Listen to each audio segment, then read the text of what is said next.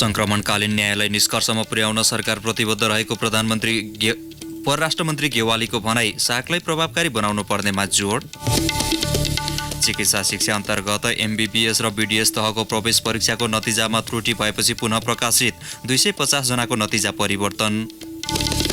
European युनियनबाट बाहिरिने मिति लम्ब्याउन गरेको आग्रह प्रधानमन्त्री जोन्सनले बेवास्ता गरेको बेलायत स्थित विपक्षी सांसदको आरोप, सत्ता परिवर्तनमा लाग्ने चेतावनी। र नेपाल क्रिकेट संघ क्यानको नयाँ नेतृत्वका लागि चतुरबहादुर चन्द प्यानलसहित विजयी, अध्यक्षका प्रतिद्वन्दी विनयराज पाण्डेको 15 मत। त्रिकोणात्मक T20 क्रिकेट सिरिजको दोस्रो खेलमा नेपाल र सिङ्गापुर बीच प्रतिस्पर्धा जारी। नमस्कार, कान्तिपुर डायरीका साथमा साथी प्रिन्स र म बासु। समाचार अब विस्तारमा।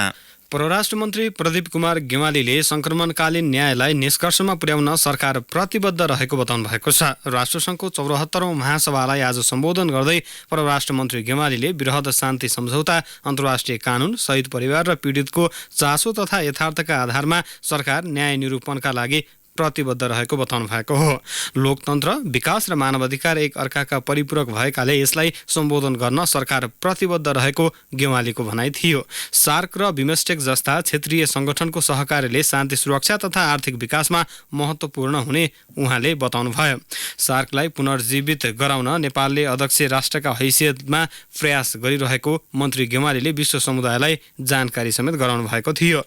अवसर र आम्दानीमा असमानता सहित प्रविधि र क्षमताको असमानताले विश्वलाई डोर्याएकाले विश्वमा व्यापार तनाव उत्कर्षमा पुगेको बताउँदै मन्त्री गेवालीले विकासशील, विकास उन्मुख मुलुकहरूमा गम्भीर असर पुगेको बताउनुभयो। अब हाम्रो नियमित स्तम्भ कान्तिपुर सविस्तार। कान्तिपुर सविस्तार। चाडपर्व नजिकिएसँगै तरकारीको मूल्य अस्वाभाविक रूपमा बढेको छ। कालीमाटी फलफूल तथा तरकारी बजार विकास समितिको तथ्याङ्क अनुसार 20 दिनमा होलसेल मूल्यमा नै 289% सम्म मूल्य वृद्धि भएको छ।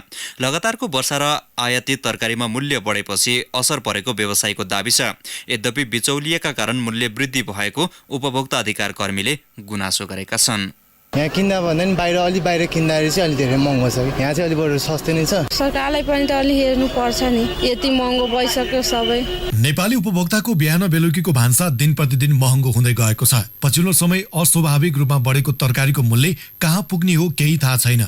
चाडपर्वको मुखैमा बढेको तरकारीको भाउले न किसान खुसी छन् न त उपभोक्ता नै सन्तुष्ट छन्। चाडपर्वलाई केन्द्रित गरेर बिचौलिया सक्रिय रहेको अनुमान गर्छन् उपभोक्ता हित संरक्षण मञ्चका अध्यक्ष ज्योति बानिया। किसानले पनि त्यस बिक्री गरेको चाहिँ कुनै न कुनै स्लिप देखिनु पर्ने, अनि त्यसपछि ट्रेडर्सले कति बेच्यो त्यो पनि देखिनु पर्ने, जुन थोक विक्रेताले खुद्रालाई कति बेच्यो बिल देखिनु पर्ने। बिलमा अब हामीबाट कर लिँदैनौँ, बिल चाहिँ कुनै हाल पनि देखाउनु पर्छ भनेर भन्ने बित्तिकै ट्रेसेबिलिटी गर्ने अवस्था रहन्थ्यो। त्यो स्थिति छैन, सरकारको इच्छा शक्ति पनि छैन। खालि म गर्छु भनेर चाहिँ यसो हाकमको गर्ने, तर मैले गर्छु भन्ने है ल मेरो ड्युटी पुग्यो भनेर भन्ने मात्रै कुरा हो। अर्को गृह प्रशासनलाई प्रत्येक जिल्लामा यो काम हेर्नलाई उपभोक्ता हित संरक्षण नियावलीले चाहिँ सिडिओलाई तोकेको छ। उद्योग वाणिज्य र आपूर्ति मन्त्रालयले सिडिओलाई चाहिँ हेर मात्रै भनेर चिठी मात्रै लेखे, भोलिपल्ट चाहिँ त्यो करेक्सन भइहाल्थ्यो। तर यता उपभोक्ता अधिकार कर्मीको कुरामा सरकारी पक्ष पटक्कै स्वीकार गर्न सक्दैन। वाणिज्य आपूर्ति तथा उपभोक्ता संरक्षण विभागका महानिर्देशक योगेन्द्र गौचनले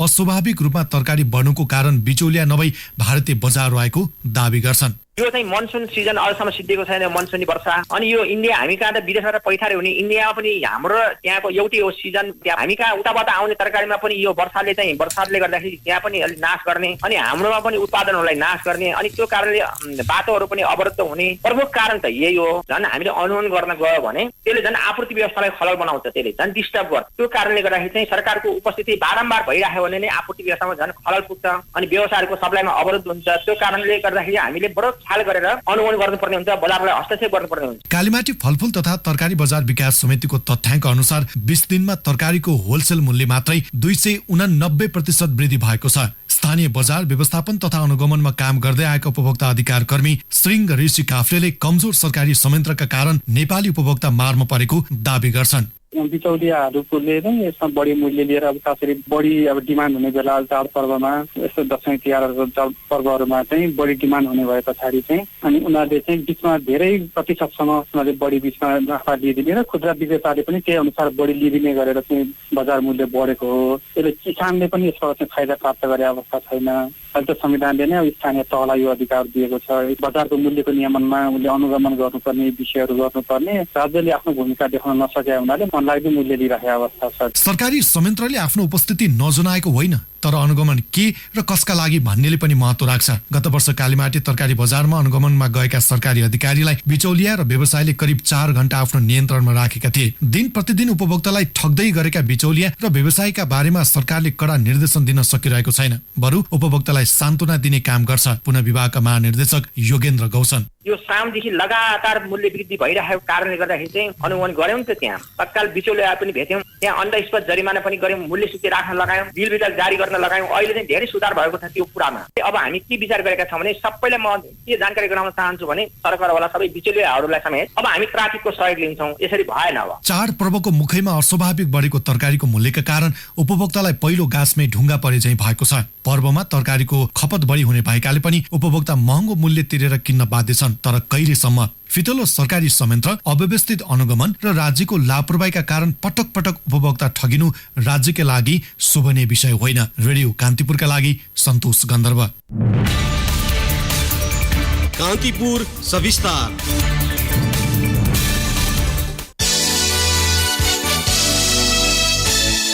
सत्तारूढ नेकपाका अध्यक्ष पुष्पकमल दाहालले आफ्नो पार्टी पूर्ण प्रेस स्वतन्त्रताको पक्षमा रहेको बताउनु भएको छ।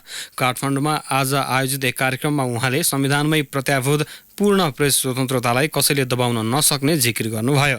जनताबाट प्राप्त उपलब्धिलाई संस्थागत गर्न सञ्चार माध्यमको भूमिका महत्त्वपूर्ण रहने भन्दै दाहालले राजनीतिक विचार भन्दा पनि सामाजिक उत्थानका लागि कलम चलाउन सञ्चारकर्मीलाई सुझाव दिनुभयो।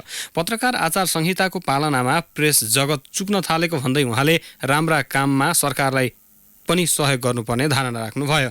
फरक प्रसङ्गमा अध्यक्ष दाहालले सरकार सामाजिक सञ्जाललाई नियन्त्रण गर्ने पक्षमा नरहेको बताउनुभयो। यस्तै सोही कार्यक्रममा शिक्षा मन्त्री गिरिराज पोखरेलले पछिल्लो समय देश प्रविधि मैत्री बन्दै गएको बताउनु भएको छ। मन्त्री पोखरेलले विश्व प्रविधि मैत्री बन्दै गएका समयमा नेपालले प्रविधिको उच्चतम प्रयोग गर्न सक्नुपर्ने धारणा राख्नुभयो। जनताको बलिदानीबाट प्राप्त लोकतन्त्रलाई संस्थागत गर्न सकारात्मक सोचको आवश्यकता रहेको उहाँको भनाइ थियो।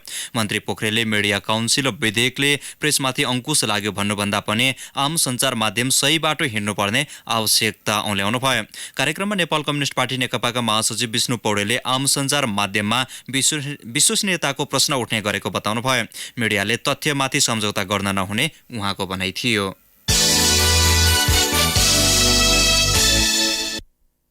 काठमाडौँ विश्वविद्यालयले चिकित्सा शिक्षा अन्तर्गत MBBS र BDS तहको प्रवेश परीक्षाको नतिजा पुनः प्रकाशित गरेको छ। गत सोमबार प्रकाशित नतिजामा प्राविधिक त्रुटि भएको जनाउँदै विश्वविद्यालयले त्रुटिलाई सच्याउँदै परीक्षाफल आज पुनः प्रकाशित गरेको हो।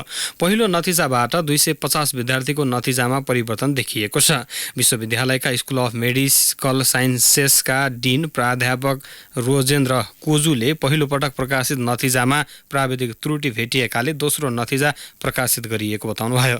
विश्वविद्यालयले पुनः प्रकाशित नतिजामा चित्त नबुझे विद्यार्थीले उत्तर पुस्तिका हेर्न सक्ने व्यवस्था मिलाएको जनाएको छ। त्रिभुवन विश्वविद्यालय र काठमाडौँ विश्वविद्यालयले चिकित्सा शिक्षा अन्तर्गत MBBS तहको प्रवेश परीक्षाको नतिजा गत सोमबार सार्वजनिक गरेका थिए। MBBS का लागि 2 विश्वविद्यालयले लिएको प्रवेश परीक्षामा करिब 19,000 विद्यार्थी सहभागी भएकोमा 8,756 विद्यार्थी उत्तीर्ण भएका थिए। त्रिवी चिकित्सा शास्त्र अध्ययन संस्थानले गत 3 गते र काठमाडौँ विश्वविद्यालयले गत शनिबार परीक्षा सञ्चालन गरेका थिए। त्रिवी अन्तर्गतका कलेजमा 4,269 र काठमाडौँ विश्वविद्यालय अन्तर्गत 4,487 विद्यार्थी उत्तीर्ण भएका थिए। कान्तिपुर डायरीमा अब ब्रेकको पालो। अब बाँकी प्रसङ्ग। राप्ती स्वास्थ्य विज्ञान प्रतिष्ठान बचाउँ अभियानले उपकुलपति डाक्टर सङ्गीता भण्डारीको राजीनामा माग गर्दै आज दाङको घोराईमा प्रदर्शन गरेको छ। प्रतिष्ठानमा स्वास्थ्य सेवा प्रभावकारी नभएको उपकुलपति भण्डारीले मनोमानी गरेको र प्रतिष्ठानको अवस्था बिग्रदै गएको भन्दै अभियानले नागरिक प्रदर्शन गरेको हो। प्रतिष्ठानमा विशेषज्ञ चिकित्सक नहुँदा 1 महिनादेखि बिरामी भर्ना हुन सकेका छैनन् भने चिकित्सकहरू आन्दोलनमा उत्रिएपछि स्वास्थ्य सेवा अलपत्र परेको छ। स्वास्थ्य सेवा बन्द हुँदा पनि उपकुलपति भण्डारीले केही कदम नचालेको, मनोमानी तरिकाले काम गरेको, चिकित्सकहरूलाई काम गर्ने वातावरण नदिएको र प्रतिष्ठानको नेतृत्व गर्न नसकेको भन्दै अभियानले उनको राजीनामा माग गर्दै आएको छ। प्रतिष्ठानमा कार्यरत 23 डाक्टरहरूले काम गर्ने वातावरण नभएको भन्दै गत भदौ 7 गते सामूहिक राजीनामा दिएका थिए। काठमाडौँ छिर्ने र बाहिरिने मुख्य सडक नागढुङ्गा नौबिसे सडकमा यातायात आवागमन सहज भएको ट्राफिक प्रहरीले जनाएको छ। दिउँसोसम्म सवारी साधनको केही चाप भए पनि अहिले सामान्य अवस्थामा सञ्चालन भइरहेको थानकोट स्थित ट्राफिक प्रहरी कार्यालयले जनाएको छ। हिजो अस्ति लामो समयसम्म जाम हुने गरेको भए पनि आज दिउँसोबाट सामान्य अवस्थामा यातायात सञ्चालन भइरहेको थानकोटका सही विदुरमणि भट्टराईले जानकारी दिनुभयो। चाडबाडको मुखमा सडक विभागले सडक मर्मत सुरु गरेपछि दशैंका लागि घर जाने र काठमाडौँ भित्रिनेहरूले पछिल्लो समय निकै शास्ति खेप्नु परेको थियो।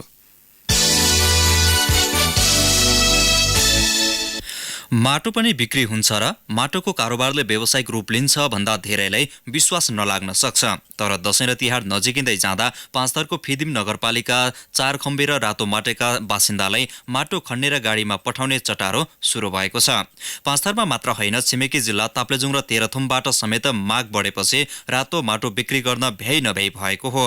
थप विवरणसहित पाँचथर सहकर्मी लक्ष्मी गौतम। चाडपर्व दशैं र तिहार नजिकिएसँगै घर लिपोत गर्न प्रयोग हुने लेसिलो र रातो माटो पाइने भएकाले पाँचथरको फिदिम स्थित रातो माटे र 4 खम्बेका बासिन्दालाई रातो माटो बेच्न भ्याइ नभ्याइ भएको हो। माटो विक्रेता गीता लावती। नाम 800 हैन, अनि अब यता यासोतिर त्यतातिर जान्छ धेरै जस्तो। उज्जर र चहकिलो भएकाले यहाँको रातो माटो खरिद गर्न ट्र्याक्टर लगायत ढुवानीका साधन लिएर छिमेकी जिल्लाहरूबाट उपभोक्ता र व्यवसायी फिदिमसम्म आइपुग्ने गरेका छन्। यहाँ प्रति बोरा 80 रुपैयाँमा रातो माटो पाइन्छ। त्यही रातो माटो ताप्लेजुङसम्म पुर्याउँदा 300 रुपैयाँसम्ममा बिक्री हुने गरेको छ। माटो व्यवसायी भीमकुमार लोहार। फिल्मको माटो राम्रो हुन्छ भनेर सबैतिरबाट माग हुन्छ, त्यस कारणले मैले 2-3 चोटि जतिले यहाँबाट माटो उठाइसकेँ मैले। 4 खम्बेका झन्डै 30 परिवारले माटो बिक्री गर्दै आएका छन्। खन्ने, चाल्ने र गाडीमा लोड अनलोड गर्ने काममा 60 जनालाई रोजगारी मिलेको छ। चाडपर्वमा घर लिपोत गर्ने रातो माटो बेचेरै स्थानीय बासिन्दाको घर खर्च पनि चलेको छ। बिहानदेखि खन्नु पाइयो र मौसम राम्रो भयो भने 100 बोरा जति खनिन्छ, घाम चर्क्यो भने सकिँदैन। पाँचथरको 4 खम्बे र रातो माटेबाट हिजो आज दैनिक 5 गाडीसम्म माटो निर्यात हुँदै आएको छ। माटो बेचेर स्थानीयले राम्रै कमाइ पनि गर्दै आएका छन्। तर जथाभावी माटो खन्दा हुन सक्ने पहिरोको जोखिम बारे सोचिएको छैन। रेडियो कान्तिपुरका लागि लक्ष्मी गौतम, फिदिम, पाँचथर। हिन्दू धर्मावलम्बीमा हुने प्रतिपक्ष अर्थात् 16 श्राद्ध आज सकिएको छ। प्रत्येक वर्ष आश्विन कृष्ण प्रतिपदादेखि सुरु हुने 16 श्राद्ध आज आश्विन शुक्ल प्रतिपदाका दिन विसर्जन गर्ने चलन छ। सो अवधिभर 16वटा तिथिमा दिवंगत प्रीतिलाई सम्मानका साथ तर्पण, सिधादान र पिण्डदान गर्ने गरिन्छ। चाडपर्व यज्ञ आदि तथा ठूला कार्य गर्नु अघि पितृलाई श्रद्धा भक्तिका साथ सम्झिने बौद्धिक सनातन हिन्दू शास्त्रीय परम्परा अनुसार 16 श्राद्ध गर्ने गरिएको नेपाल पञ्चाङ्ग निर्णायक समितिका अध्यक्ष प्राध्यापक डाक्टर रामचन्द्र गौतम बताउनुहुन्छ। परिवार नियोजनका साधन प्रयोग नगर्दा अनिच्छुक गर्भ रहने र गर्भपतन गर्ने क्रम बढेको छ। सामाजिक लान्छना र भेदभावका कारण पनि महिलाले असुरक्षित तरिकाले गर्भपतन गराएको तथ्याङ्कले देखाएको छ। प्रदेश 5 मा मात्रै गत आर्थिक वर्षमा 17,135 जनाले गर्भपतन गराएका छन्। त्यसमध्ये 58% महिलाले असुरक्षित गर्भपतन गराएको प्रदेशको स्वास्थ्य निर्देशनालयले जनाएको छ। अनिश्चित गर्भ रहने र असुरक्षित गर्भपतन गराउने कारण महिलामा स्वास्थ्य सम्बन्धी समस्या देखिने गरेको निर्देशनालयका नर्सिङ अधिकृत थुमा पुनले बताउनु भयो। उहाँका अनुसार गत आर्थिक वर्षमा सबैभन्दा बढी कपिलवस्तुमा 3,280 र सबैभन्दा कम प्युठानमा 606 जनाले गर्भपतन गराएका छन्। काठमाडौँको शुक्रराज ट्रपिकल तथा सरुवा रोग अस्पतालमा दैनिक 150 जना बिरामी विभिन्न जनावरको टोकाइका कारण उपचार गर्न जाने गरेका छन्। त्यसमध्ये 95% कुकुरको टोकाइले घाइते हुने गरेको अस्पतालले जनाएको छ। यसैबीच आज विश्वभर रेबिज विरुद्धको दिवस विविध चेतनामूलक कार्यक्रम गरी मनाइएको छ। भन्स्या छली भित्राइएको करिब 11 लाख मूल्य बराबरका सामान पर्सा प्रहरीले छुट्टा छुट्टै स्थानबाट बरामद गरेको छ। गैरकानूनी तवरले भारतबाट भित्राइएका खाद्यान्न तथा इलेक्ट्रोनिक सामान प्रहरीले वीरगञ्ज महानगरपालिका 3 छपकैयाबाट बरामद गरी भन्सार कार्यालयमा बुझाएको हो। बरामद सामानको मूल्य 5,39,515 रुपियाँ पर्छ। यस्तै प्रहरीले वीरगञ्ज महानगरपालिका 8 माई स्थान पछाडिबाट 5,15,000 रुपियाँ बराबरका सामान बरामद गरी भन्सार कार्यालयमा बुझाएको छ। प्रतिबन्धित नेत्रविक्रम चन्द समूहका बर्दिया जिल्ला सेक्रेटरी गणेश अर्यालले सो समूह परित्याग गरेका छन्। 1 लाख रुपियाँ धरोटी बुझाएर साधारण तारिखमा रिहा भएका अर्याललाई प्रहरीले पुनः पक्राउ गरी हिरासतमा राखेको थियो। प्रतिबन्धित समूह परित्याग गर्न परिवारबाट समेत अर्यालमाथि दबाव थियो। चन्द समूह छोडेको तथा अवांछित गतिविधिमा नलाग्ने कागज गरेपछि उनलाई रिहा गरिएको जिल्ला प्रशासन कार्यालयले जनाएको छ। उनीसँगै पक्राउ परेका मीना धामी चलाउने र लोकेन्द्र जैसी विरुद्ध भने बर्दिया प्रहरीले चन्दा आतंक बम विस्फोट सम्बन्धी मुद्दा दर्ता गरी थप अनुसन्धान गरिरहेको छ। सल्यानको बागचौर नगरपालिका 4बाट लागु औषध अफिम सहित 3 जना पक्राउ परेका छन्। 884 ग्राम अफिम सहित रुकुम पश्चिमका 20 वर्षीय कमल बिष्ट मगर, 22 वर्षीय मानबहादुर गिरी र दाङका 18 वर्षीय प्रेमपुन मगर पक्राउ परेको सल्यान प्रहरीले जनाएको छ। सिराहाबाट पनि प्रहरीले लागु औषध सहित 2 जनालाई पक्राउ गरेको छ। प्रोमा थाजिङ नोर्फिन र डाइजेल्याब गरी 120 एम्पुल सहित लहान नगरपालिका 5 का 23 वर्षीय शेख मिया पक्राउ परेका हुन्। यस्तै 5 केजी गाँजा सहित मिर्चैया नगरपालिका 5 का 50 वर्षीय रामकुमार मण्डललाई पनि प्रहरीले पक्राउ गरेको छ। दाङको घोराई उपमहानगरपालिका 14 दामोदर चोकमा बसले मोटरसाइकललाई ठक्कर दिँदा 1 जनाको मृत्यु भएको छ। रा 1 ख 2106 नम्बरको बसको ठक्करबाट रा 1 प 4179 नम्बरको मोटरसाइकलका चालक 17 वर्षीय प्रदीप जीसीको मृत्यु भएको हो। मोटरसाइकलमा सवार 16 वर्षीय सन्तोष चौधरी गम्भीर घाइते छन्। उनको राप्ती स्वास्थ्य विज्ञान प्रतिष्ठान घोराहीमा सामान्य उपचार पश्चात नेपालगञ्ज रेफर गरिएको जिल्ला प्रहरी कार्यालयका डीएसपी विनोद विक्रम शाहले जानकारी दिनुभयो। कान्तिपुर डायरीमा अब लमजुङ डायरीको पालो। लमजुङ डायरीबाट आस गुरुङको नमस्कार। बेसीसहर नगरपालिका 4 पुरानो कोट र सुन्दरबजार नगरपालिका 4 दुर्डाँडा जोड्ने गरी क्रिन्चे खोलामा झोलुङ्गे पुल निर्माण गरिएको छ। पुल नहुँदा काठे फड्केको भरमा जोखिम मोलेर आवत जावत गर्दै आएका स्थानीयलाई मध्यनजर राखेर झोलुङ्गे पुल निर्माण गरिएको पुल निर्माण उपभोक्ता समितिका सचिव गुरुप्रसाद ढुङ्गानाले बताउनुभयो। पुल निर्माण भएपछि आवत जावतमा सजिलो भएको स्थानीयले बताएका छन्। बेसीसहर बजारमा रगतको परीक्षण गरी समूह छुट्याउने काम अर्थात् ब्लड ग्रुपिङ गरिएको छ। ब्लड बैंक नभएको लमजुङमा रगतको अभाव टार्न स्थानीय विभिन्न क्लबमा आबद्ध युवा प्रहरी लगायतको रक्त समूह छुट्याइएको हो। लमजुङ जिल्ला सामुदायिक अस्पतालले दैनिक चाहिने रगत अभाव हुन नदिन इच्छुक रगत समूह छुट्याउने काम गरेको अस्पतालका प्रमुख हेमन्त श्रेष्ठले बताउनुभयो। 300 जनाले रगत समूहको पहिचान गराएको अस्पतालले जनाएको छ। रेबिज लाग्नबाट बच्न दोर्दी गाउँपालिकाले गाउँभरिका कुकुर र बिरालालाई एन्टी रेबिज भ्याक्सिन लगाउने अभियान थालेको छ। रेबिज लागेर बेसीसहरमा 1 बालकको मृत्यु भएपछि यसबाट बच्न दोर्दी गाउँपालिकाले अभियान नै थालेको हो। गाउँपालिकाको पशु सेवा शाखाले घरमा पालिएका तथा सामुदायिक कुकुर साथै बिरालोलाई खोप लगाउन थालेको गाउँपालिकाका अध्यक्ष ओम बहादुर गुरुङले बताउनुभयो। यसअघि रेबिज विरुद्धको खोप लगाउन खासै वास्ता नगरिए पनि कुकुर बिरालोको टोकाइबाट रेबिज सर्ने बुझेपछि अभियान थालिएको र गाउँमा टोली खटाइएको उहाँले बताउनुभयो। कोलासोतर गाउँपालिकामा विपद जोखिम न्यूनीकरण कार्य सञ्चालन केन्द्र भवन निर्माण गरिएको छ। ग्रामीण सामुदायिक विकास केन्द्र आरसीडीसीले गाउँपालिका कार्यालय हातमा 1 कोठे भवन निर्माण गरेर गाउँपालिकालाई हस्तान्तरण गरेको हो। नेपाल विपद जोखिम न्यूनीकरण परियोजना मार्फत 5,12,935 रुपियाँमा सो भवन बनेको परियोजनाका अधिकृत विक्रम शेडाईले बताउनुभयो। आपतकालीन कार्य सञ्चालन केन्द्र सञ्चालन गर्न 2,34,000 रुपियाँ बराबरको सामग्री समेत दिइएको छ। हवस् त लमजुङ डायरी आजलाई यति नै। आस गुरुङ बिदा हुन्छु। नमस्कार। लमजुङ डायरी पछि कान्तिपुर डायरीमा पुनः ब्रेकको पालो। अब आर्थिक प्रसङ्ग नेपाल भारत वाणिज्य सन्धि पुनरावलोकन समितिको बैठक सम्पन्न भएको छ। भारतको नयाँ दिल्लीमा 2 दिनसम्म चलेको बैठकमा नेपालको भारतसँगको चुलिदो व्यापार घाटा, भारतीय बजारमा नेपाली उत्पादनको सहज पहुँचबारे छलफल भएको थियो। यस्तै गैर भन्सार अवरोध न्यूनीकरण र नाकाका पूर्वाधार सुधार लगायतका एजेन्डामा केन्द्रित रहेको बैठकमा सहभागी एक नेपाली अधिकारीले बताएका छन्। स्रोतका अनुसार वाणिज्य सन्धि पुनरावलोकन सम्बन्धी तेस्रो बैठकमा नेपाली पक्षले बढ्दो व्यापार घाटा न्यूनीकरणका लागि सन्धिमा गर्नुपर्ने संशोधनका बुँदाहरू प्रस्तुत गरेको थियो। पछिल्लो वर्षहरूमा भारतसँगको व्यापार अस्वाभाविक असन्तुलनका बारेमा समेत नेपाली पक्षले भारतीय पक्षको ध्यानाकर्षण गराएको थियो। चाडपर्व नजिकिएसँगै बजारमा मासुको मूल्य आकाशिएको छ। दशैं नजिकिँदै गर्दा खसीको मासुको मूल्य अस्वाभाविक रूपमा बढ्न थालेपछि काठमाडौँ महानगरपालिका र वाणिज्य आपूर्ति तथा उपभोक्ता संरक्षण विभागले संयुक्त रूपमा काठमाडौँको कलङ्की स्थित खसी बजार अनुगमन गरेको छ। सो टोलीले आज बिहान गरेको अनुगमनमा व्यापारीले खरिद बिक्री बिल जारी नगरेको, हचुवाका भरमा बिक्री गरिरहेको भेटिएको छ।